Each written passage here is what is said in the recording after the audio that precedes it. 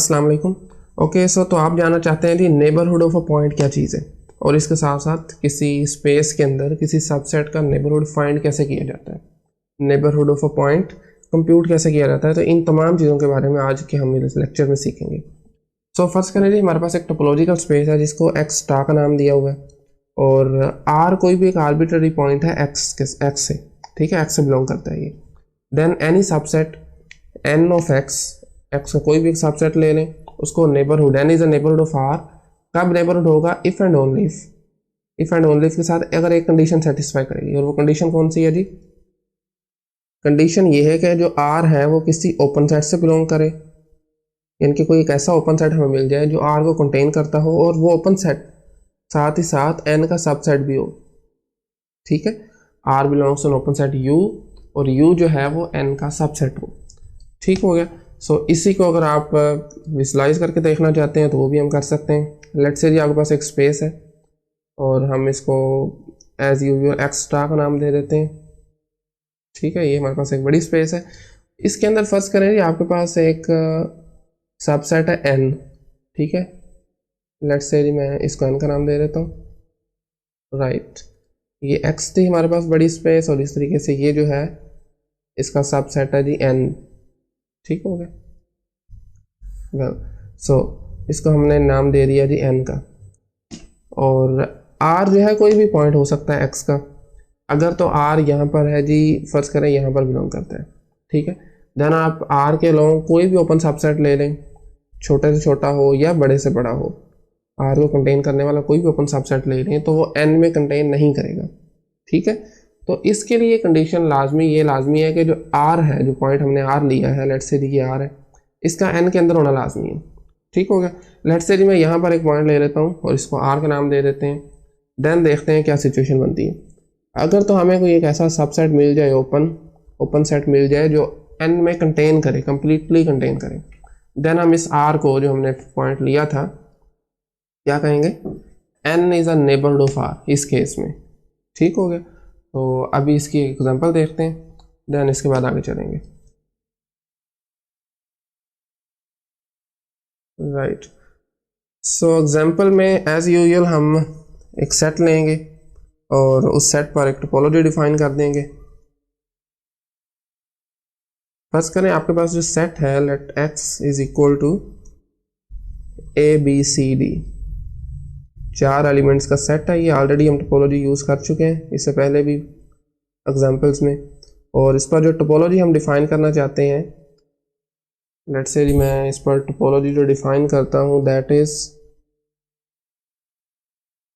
Empty set उसमें आ जाएगा, इसके साथ साथ कंप्लीट सेट एक्स भी आ जाएगा बाय डेफिनेशन। और मैं जो सेट लेता हूँ इसमें ओपन ए ले लेते हैं सिंगलटन, इसके अलावा हम डी ले लेते हैं, ठीक है। अगर ए डी आया तो ऑफ कोर्स इनका यूनियन भी आ जाएगा, ए डी भी आ जाएगा। यहाँ तक तो ये टोपोलॉजी कंप्लीट है, हम चाहें तो इसको यहीं क्लोज कर सकते हैं, लेकिन मैं कुछ चंद और पॉइंट्स ले लेता हूँ इसमें। Let's say G B C भी ले लेते हैं, ठीक है। सो अगर आप बी सी लिया है तो ए का बी सी के साथ यूनियन वो भी आएगा, बी का डी का बी सी के साथ यूनियन वो भी आ जाएगा। तो 2 एलिमेंट हमें और बनाने पड़ेंगे, ए कोमा बी कोमा सी, ये एलिमेंट आ जाएगा। अब इस डी का और बी सी का यूनियन लिख लेंगे, वो क्या आ जाएगा जी, बी सी डी, ठीक है। तो आप देख सकते हैं यहाँ तक हमने जितनी भी एक सबसेट की कलेक्शन लिखी है ये टोपोलॉजी है इस सेट एक्स पर, ठीक है। अब हम अगला काम हमारा क्या है कि कोई एक आर्बिट्ररी हमने सबसेट लेना है और उस सबसेट को लेट्स से जी मैं एन का ही नाम देता हूँ क्योंकि हमने डेफिनेशन में भी एन नहीं पढ़ा था। और उस एन में मैं लेट्स से जी 2 एलिमेंट ले लेता हूँ ए सी, ठीक है। अब हमने इस एन के लिए नेबरहुड फाइंड करने हैं, ठीक है, नेबरहुड। तो वो कंडीशन कौन सी है जी, R belongs to U and this is a subset of N. सबसे पहले तो हमने देखना है कि ए के लिए, ठीक है, 1 बाय 1 तमाम एलिमेंट्स के लिए हम देखेंगे। सो तो ए के लिए अगर आप देखें कोई ओपन सेट, हम देख सकते हैं जी ये एक ओपन सेट है। ए के लिए एक ऐसा ओपन सेट मिल गया हमें such that A belongs to A and this is a subset of N, ठीक है। सो आप देख रहे हैं ये कंडीशन जो बाय डेफिनेशन हमने अभी स्टडी की है वो कंडीशन इस केस में सेटिस्फाई कर रही है। तो हम ये कह सकते हैं जी ये जो ए है ये क्या है, n is a neighbourhood of a, ठीक है, a का नेबरहुड है बेसिकली। ओके राइट, सो अब इस तरह b के लिए देखें आप, b के लिए तो ये कैसा ओपन सेट जो b जिसमें कंटेन करता हो, अब देखें x करेगा कंटेन, लेकिन x जो है वो n में कंटेन नहीं करता। इस तरह नेक्स्ट जाएंगे बी सी, बी सी एक ऐसा सबसेट है जो b को कंटेन करता है, लेकिन ये बी सी n में कंटेन नहीं करेगा, ठीक ना। तो b के लिए हमें कोई एक ऐसा ओपन सेट कोई भी नहीं मिल रहा, यहाँ पर कोई एक ऐसा ओपन सेट नहीं मिल रहा जो कि इस n के अंदर कंटेन करे, ठीक है। इसी तरह नेक्स्ट आप जाएं c के लिए देख लें, तो c कंटेन करने वाला नंबर 1 तो x है, x ऑफ कोर्स इसमें नहीं आएगा, c बी सी में इसमें कंटेन करता है c, ठीक है ना। यानी कि देखें ना, c बिलोंग किससे करता है, बी सी से, वो ओपन सेट है बी सी, लेकिन ये बी सी जो है ये सबसेट नहीं है इनका, ठीक है। तो इसलिए हम c को भी हम नहीं कह सकते कि ये नेबरहुड है, ठीक हो गया।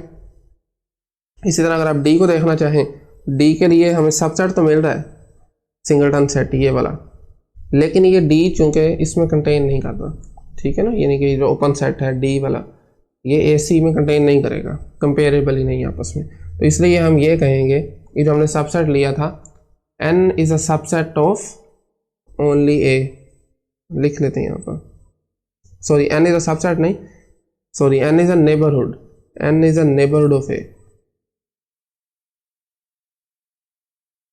n is a neighbourhood of a, n जो है वो a का नेबरहुड है, ठीक हो गया। इसी तरह से आप इस टोपोलॉजिकल स्पेस में या कोई और टोपोलॉजिकल स्पेस लेके कोई भी सबसेट लेके बिल्कुल यही डेफिनेशन इसी वे में यूज़ करके आप उसके किसी सबसेट के लिए नेबरहुड्स फाइंड कर सकते हैं, ठीक हो गया। तो ये थी इसकी example.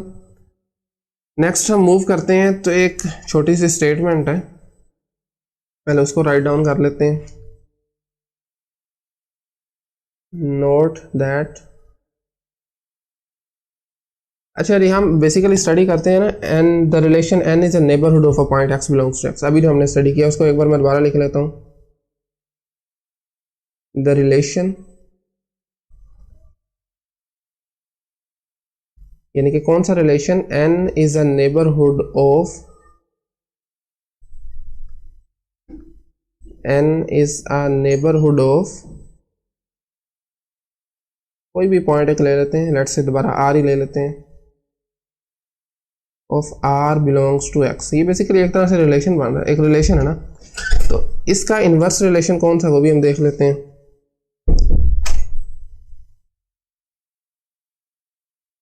Is the inverse of the relation,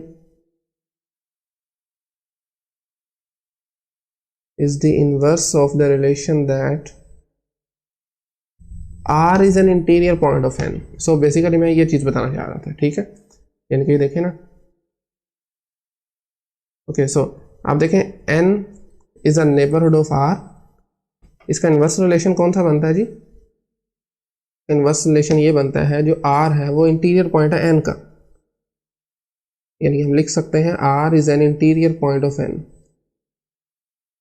ये दोनों आपस में इनवर्स रिलेशन है, r is an interior point of n which is a subset of x, okay